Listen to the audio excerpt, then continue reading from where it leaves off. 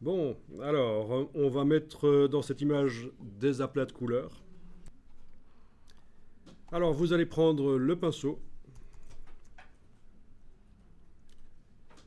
vous l'amenez sur l'image, vous faites CTRL-ALT, et sur le PC, vous faites un clic droit, et vous bougez de gauche à droite. Donc, je récapépète le pinceau, je l'amène sur l'image, j'enfonce CTRL-ALT, et sur le PC, je fais un clic droit et je bouge de gauche à droite pour déterminer le diamètre. Et puis de haut en bas pour déterminer la dureté. Et je veux une dureté de 100%, c'est-à-dire un pinceau qui n'a pas de bord flou, ce sera mieux pour la démonstration. Bon. Ouais, à peu près comme ça, voilà. Si vous êtes sur un Mac, ce sera donc le bouton gauche, mais là vous êtes sur un PC, c'est le bouton droit quand vous faites CTRL-ALT. Sur le Mac, CTRL-ALT, bouton gauche. Sur le PC, CTRL-ALT, bouton droit. C'est le raccourci de la brosse, on l'a vu l'autre jour, mais un petit rappel n'est jamais mauvais. Et vous allez créer des couleurs. Vous avez la palette de couleurs.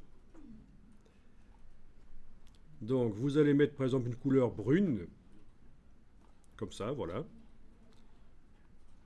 Une couleur bleue. Une couleur plus saturée. Voilà. Donc différentes couleurs, en fait ça n'a pas trop d'importance lesquelles vous mettez, mais s'il y avait une couleur brune, ce serait intéressant, quand même.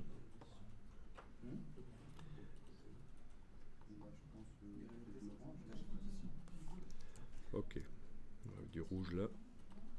Voilà, ok, des roses comme ça. Alors, la projection ne rend pas correctement les couleurs. Bon, ce serait peut-être intéressant qu'on voit comment on peut, à un certain moment, faire le profil du projecteur pour qu'il affiche mieux les couleurs. Mais ça, c'est encore une autre histoire. Vous mettez les couleurs que vous voulez. Ça va nous servir pour comprendre les espaces couleurs. Alors, vous allez enregistrer l'image dans un dossier qu'on va créer pour la circonstance, que je vais appeler profil couleur. Et l'image, je vais l'appeler Adobe RGB. Ou en Adobe RGB, comme ça, voilà. On sait que c'est une image en Adobe RGB. Alors attention, regardez un peu dans la boîte d'enregistrement. Vous avez également ceci qui est coché.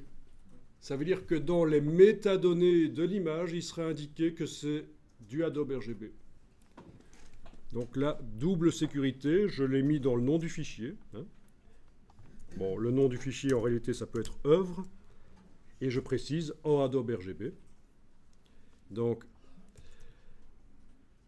alors l'intérêt d'utiliser cette norme qui est très connue, c'est que si je transfère l'image ailleurs, même si j'ai oublié d'inclure le profil, il suffit que je leur dise oralement ou qu'il soit indiqué dans le fichier que c'est du Adobe RGB, ils pourront retrouver les mêmes couleurs que celles que j'ai vues sur mon écran.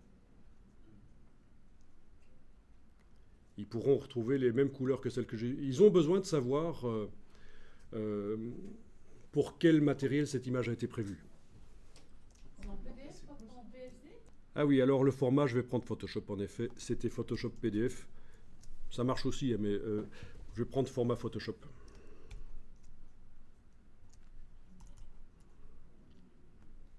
Ok, vous l'enregistrez donc votre image.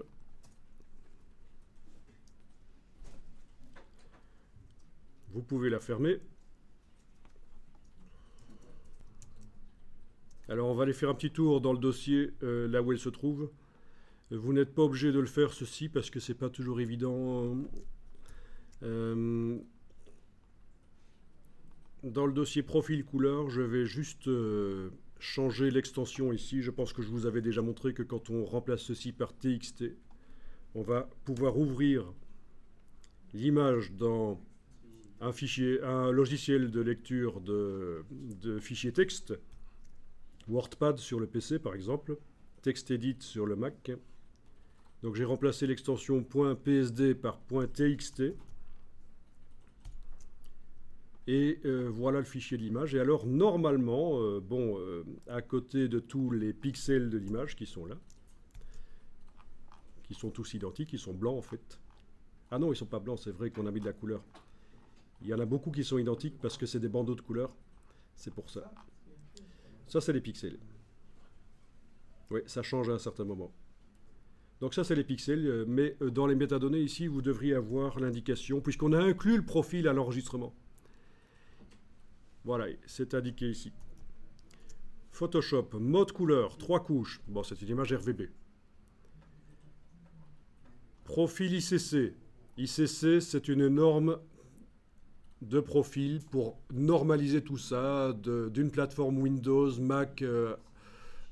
C'est les mêmes profils qui sont utilisés pour décrire le matériel pour lequel est prévue l'image. International Color Consortium.